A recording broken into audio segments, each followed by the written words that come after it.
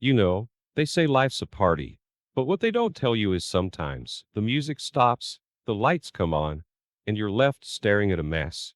That was me, standing amidst the wreckage of what I thought was a happy marriage. Our 10th anniversary bash was the epitome of perfection, a lavish affair where laughter flowed as freely as the champagne. My wife, Julia, was the belle of the ball, her smile as bright as the diamonds I'd gifted her. I was on top of the world, a self-made man who just clinched a deal that was the cherry on top of my already thriving business. Life was good, or so I thought. But soon after, things started to change. Julia, once the anchor of my hectic life, became distant. Her presence at home dwindled. Work meetings and girls' nights filled her calendar. I tried to brush it off as a phase. After all, we were both busy adults, right? Then came the day that turned my doubts into cold, hard reality. I stumbled upon her phone, buzzing with a new message. Curiosity, they say, killed the cat. In my case, it shattered my world. The texts I saw were not just friendly, they were intimate, laced with a familiarity that twisted my gut into knots. They were from some guy named Mark, a name I'd never heard before. Confronting Julia was like igniting a powder keg. She denied everything, her words sharp and accusing. I was being paranoid, she claimed, suffocating her with my insecurities. But the trust between us had cracked, and I couldn't just let it go. So, I did what any desperate, cornered husband would do. I hired a private investigator. It felt like a betrayal, a sordid step into a world I never thought I'd enter. Yet, I needed the truth, no matter how ugly it might turn out to be. As days turned into weeks, the pie fed me bits and pieces of Julia's secret life. Each report, each photograph was a hammer blow to the life I'd built. It wasn't just text anymore. There were dinners, late-night rendezvous, and that look in her eyes that I thought was reserved only for me. The irony wasn't lost on me. Here I was, a man who prided himself on making smart, calculated decisions, completely blindsided in the most personal aspect of his life. I thought I knew her. I thought we were happy. But as the evidence piled up, I had to face the harsh truth. The woman I loved, the woman I'd built a life with, was a stranger. The day I got those photos from the pie was the day my world stopped spinning. There they were, glossy, undeniable proof of Julia's affair. Seeing her with another man was like a punch to the gut. I sat there, in my office, the pictures spread out on my desk like some grotesque collage, each one a betrayal. But nothing, absolutely nothing, could have prepared me for what came next. I was at work, right in the middle of a meeting when I got served. Divorce papers, in front of my entire team. The look of pity in their eyes was almost as painful as the contents of those papers. Julia was going for the jugular, not just half of our assets, but full custody of our kids, too. It felt like I was in some twisted nightmare. I moved out of our family home, our sanctuary of over a decade, and into a cramped apartment that echoed with the silence of my new reality. The walls were bare, the rooms filled with the ghosts of my former life. Adjusting was an understatement. I was sleepwalking through a life I didn't recognize. Then came the divorce proceedings. You see, in our society, divorce isn't just between two people. It's a spectacle, and ours was no exception. Accusations flew, dirty laundry was aired, and whatever shred of privacy or dignity I had left was trampled under the public's watchful eye. I'd become that guy, the one people whispered about in the corridors. The worst part? The affair went public. Julia's once pristine social image was now tainted. The same society that once adored her, now shunned her. The irony of it was cold comfort to me. I had wanted justice, sure, but watching her fall from grace wasn't as satisfying as I'd imagined. It was just sad, a grim reminder of how far we'd fallen. The days blurred into one another, each bringing its own set of challenges. I was fighting a battle on all fronts, personal, professional, legal. But in this whirlwind of chaos, there was a strange sense of clarity. It was as if the storm had stripped away all the pretenses, leaving me with nothing but the raw truth of my situation. And somewhere in that truth, I began to find the strength to rebuild, piece by painstaking piece. You'd think that after a scandal like mine, the worst thing would be the heartbreak or the loneliness. But no, It was watching the empire I built from scratch crumble before my eyes. Clients I'd worked with for years, clients I called friends, vanished. Each email saying, "We're moving in a different direction," was a nail in the coffin of my once thriving business. The divorce wasn't just taking my marriage, it was taking my life's work. Just when I thought I'd hit rock bottom, Mike, an old college buddy, called me up. "I've got a proposition for you," he said. He'd been following my saga, and instead of turning away, he was reaching out. Mike had this crazy idea for a tech startup, something about revolutionizing the way small businesses handle online marketing. It was risky, completely out of my comfort zone, but what did I have to lose? So, I dove in. I poured every ounce of energy into this new venture. The long nights, the endless research, the constant pitching to skeptical investors. It was exhausting but exhilarating. There's something about building something from nothing that reignites a fire in you. A fire I thought Julia had extinguished. Slowly but surely, we started to gain traction. Our small team was like a family, each of us driven by our own reasons, united by the common goal of proving ourselves. We landed our first major client, then another, and then another. It was more than just a business succeeding, it was my comeback story. Meanwhile, karma was having its way with Julia. Her lover, the man she wrecked our family for, walked out on her, cited the scandal and her manipulative ways as his reasons. Part of me felt vindicated, sure, but another part, a part one didn't want to acknowledge, felt sorry for her. She was reaping what she'd sown. But the sight of someone you once loved hitting rock bottom is never pleasant. The success of the new venture was about more than just financial gain. It was a testament to resilience, a middle finger to every doubter, every whisper behind my back, every pitiful look I'd received in the past months. I wasn't just rebuilding my business, I was rebuilding myself. Sometimes, life gives you a second chance, but not in the way you expect. The day I won that court case over our shared vacation home, it wasn't just about the property. It was a symbol, a sign that maybe, just maybe, the tides were turning in my favor. It was a minor victory, but it felt like a watershed moment in the never-ending storm of my divorce. Around the same time, Julia's life seemed to be unraveling at the seams. Her financial woes were the talk of the town. Quite the fall from grace for someone who once prided herself on her social status. Her so-called friends started distancing themselves, as if her misfortune was contagious. I won't lie, part of me felt a grim satisfaction seeing her get a taste of her own medicine. But life had more in store for me. My new business, which started as a desperate shot in the dark, landed a deal that was nothing short of a miracle. We secured a contract with one of the biggest names in the industry, catapulting us back into the limelight. From the ashes of my old life, I was rising, stronger and more determined than ever. Then, out of the blue, Julia reached out. She wanted to talk, to sort things out. Mistakes, misunderstandings. The words tasted bitter. I'd moved past the anger, but the scars were still there, raw and tender. I met her, yes, but the man she faced that day was no longer the one she left. I listened, more out of curiosity than anything else. Her pleas, once capable of swaying me, now fell on deaf ears.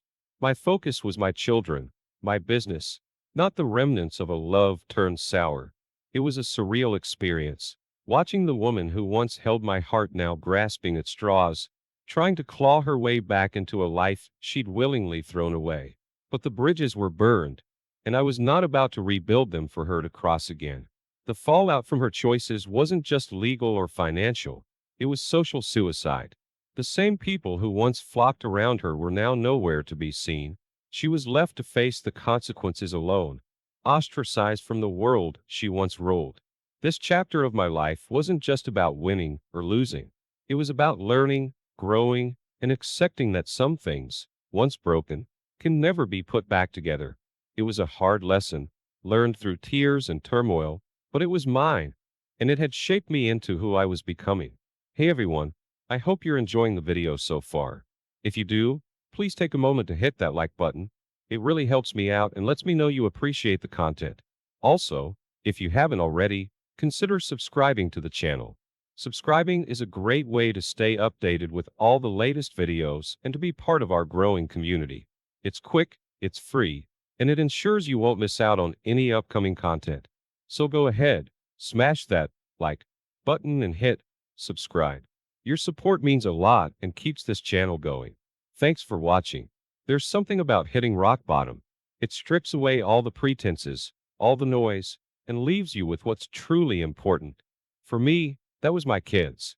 The day they told me they wanted to stay with me, not just for a weekend or a holiday, but for good, that was the day I knew I'd done something right amidst all the chaos. Their choice spoke volumes, more than any court ruling ever could. It was a bittersweet victory, though. They were seeking refuge from the storm their mother had created, and as much as I welcomed them with open arms, it pained me to see them caught in the crossfire of our broken marriage. Business-wise, things were looking up. We launched a product that was the first of its kind in the market, a real game changer. The buzz it created was unreal. We were not just back in business, we were making headlines. It felt like a vindication of all the late nights, the doubts, the risks. This success was more than financial. It was a testament to what you can achieve when you refuse to give up, no matter how many times life knocks you down. Meanwhile, Julia's world seemed to be crumbling faster than ever. The legal fees from our never-ending divorce battle were piling up, and her lavish lifestyle was no longer sustainable. I heard through the grapevine that she had started selling off her jewelry, designer clothes, remnants of a life she could no longer afford. It was a stark contrast to the life she'd chosen over our family. During this time, I met someone. Sarah was her name. Meeting her was like a breath of fresh air. She was everything Julia wasn't: kind, genuine, grounded. She didn't care about my money or my past. She saw me, the real me, not the tabloid version or the successful entrepreneur. We started dating, taking it slow. The kids liked her, which was all I could ask for. She brought a sense of normalcy, a sense of peace that had been missing from my life for far too long. Julia, on the other hand, was forced to downsize. The luxurious house we once called a home was no longer hers. Last I heard, she'd moved into a modest apartment, a far cry from the opulence she was accustomed to. Part of me felt sorry for her. We'd shared a life, after all. But another part, the part that had been betrayed and dragged through the mud, couldn't help but think it was a fitting outcome for the choices she'd made. Life's funny, you know? Just when you think you've got it all figured out, it throws you a curveball. But sometimes, those curveballs can lead to a home run. That's what happened when Sarah entered our lives. The kids took to her like fish to water. There was laughter in the house again. Real laughter. We'd sit around the dinner table, sharing stories, making plans.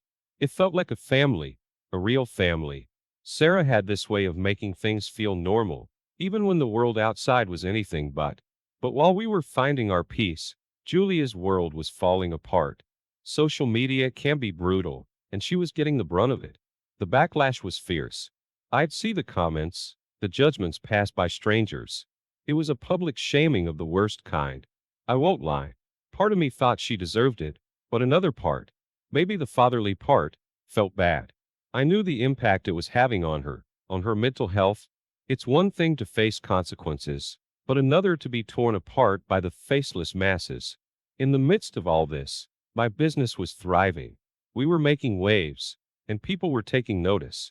I was awarded for my entrepreneurial spirit, for making a comeback against all odds. Standing there, accepting that award, I looked out and realized how far I'd come. From the depths of despair to a moment of triumph, it was a journey I'd never forget. It was more than an award.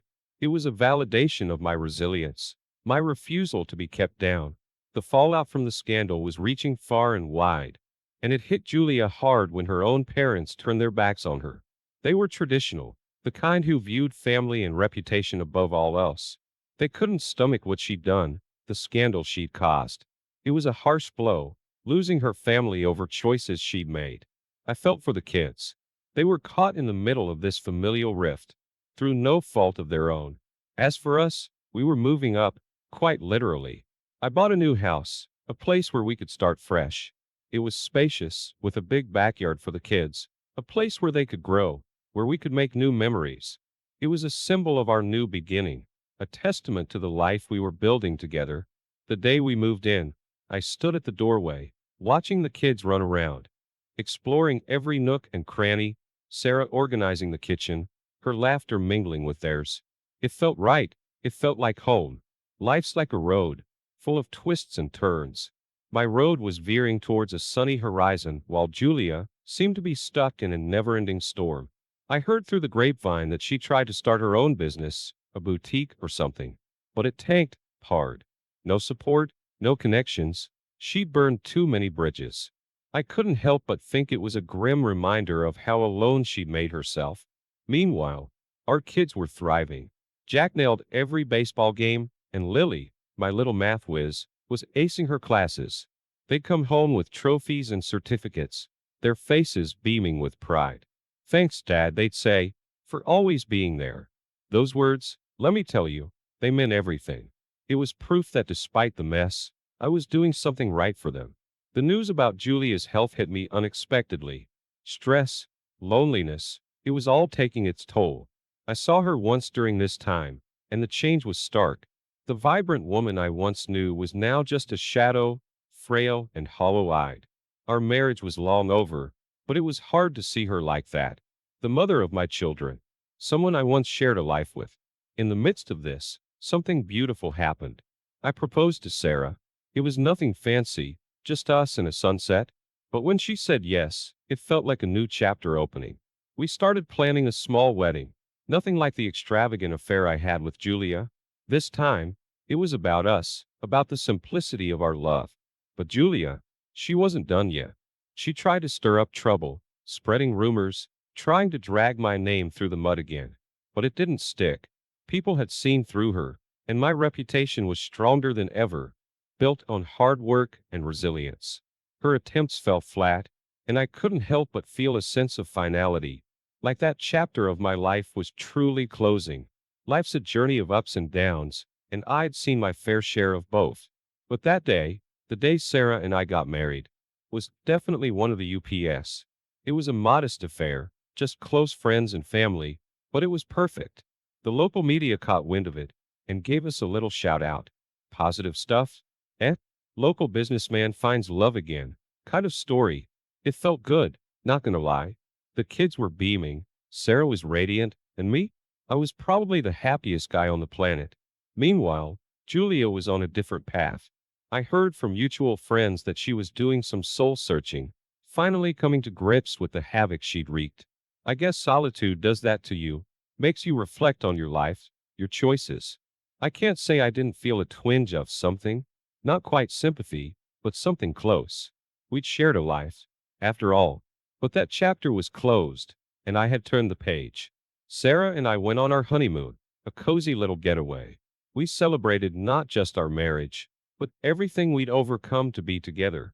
There were moments during those quiet evenings, watching the sunset, when I'd think about the roller coaster my life had been. From the depths of despair to finding love and happiness again. It was surreal. Sarah, with her unwavering support and love, had been my rock through it all. Back in town, Julia was reaching out to old friends, trying to mend fences. But it wasn't going well. Too many bridges had been burned.